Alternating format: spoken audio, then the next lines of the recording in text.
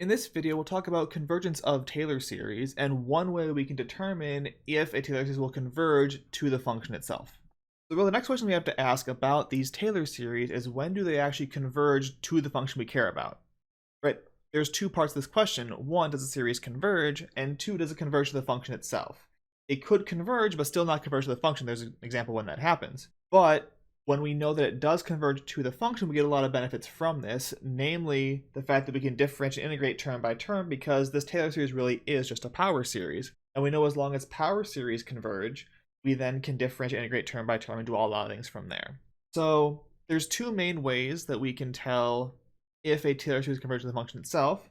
The first of which is the following. So if the function f has a power series representation on some interval I, and note, this means that there is a power series that we know converges to the function f on this interval. If we have this, then we know that this power series representation is also the Taylor series for the function f, and that Taylor series is valid and converges to f on this same interval. And the point here of this idea is that now we can use the power series examples we developed earlier and note those are also Taylor series for functions, and then get all of our nice Taylor series properties out of them now that we know they are also the Taylor series. Let's see what that looks like in terms of some examples. So first example, I want to verify that Taylor series for the function 1 over 1 minus x is sum n from 0 to infinity of x to the n, and state where this series is valid. So we already know that this has a power series expansion, right? 1 over 1 minus x has power series expansion, sum n from 0 to infinity of x to the n, and it's valid on the interval from -1 to 1. So our last theorem says this should also be the Taylor series for this function, and it's valid on the same interval. Now let's verify this is the Taylor series by taking derivatives and using that method to find the coefficients of this power series. So for that, we need to take derivatives of this function f of x, which is 1 over 1 minus x, and plug in 0 and see what we get, because this is a power series or a Taylor series centered at 0. So if I just take my function f of x, what is f of 0?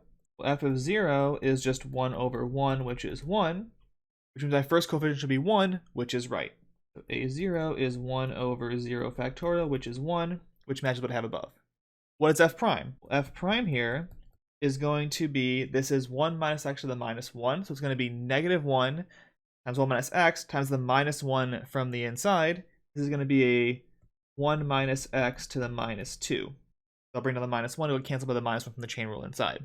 So f prime of 0 is also 1. Plug in 0, I get 1, which means that a1 should be 1 over 1 factorial, also 1. Still good, right? Our coefficients in the power series we have above are all 1. If I get 1 for every coefficient, I'm in good shape. What's the second derivative? Well, the second derivative is going to bring down the minus 2 times 1 minus x to the minus 3, and then another minus 1. The minus signs are going to cancel, and so f double prime at 0 will be 2, and the 2 in front. So a2 should be 2 over 2 factorial, which is also 1. We're still in good shape here. What's for the third derivative? Well, in that case, I will get a minus 3 times a2, 1 minus x to the minus 4, and then times another minus 1, which again, the minus signs cancel. And you can see this pattern is going to keep going when we take more derivatives. Third derivative here is going to be 3 times 2, which is 6. And then a3 should be 3 times 2 over 3 factorial, still 1. If you think about how it's going to keep progressing, I'll bring down the negative 4 next time, then the negative 5, then the negative 6, and so on down the line. I'm going to see that for all of these, if I take k derivatives and plug in 0, I'm going to get k factorial. That's what I'll get at every step of the way. So then my coefficient, a sub k, is going to be fk of 0 over k factorial is always going to be 1 for all k. Using derivatives and Taylor series methods, we get that the Taylor series for my function 1 over 1 minus x is the exact same series we had from before by power series expansion, which we expected from our theorem, but it's good to see that it works out using derivatives as well. And again, because we know this power series is valid on -1 to 1, so is the Taylor series. For one more example, we can look at e to the x, and the key thing for e to the x here is its derivative is always the same. So if f of x is e to the x, then f prime of x is also e to the x, and so the eighth derivative is also e to the x for all k. This means that f of 0 is 1, f prime of 0 is 1, and fk derivative at 0 is 1 for every k, meaning my coefficient ak, which is kth derivative at 0 over k factorial, should be 1 over k factorial,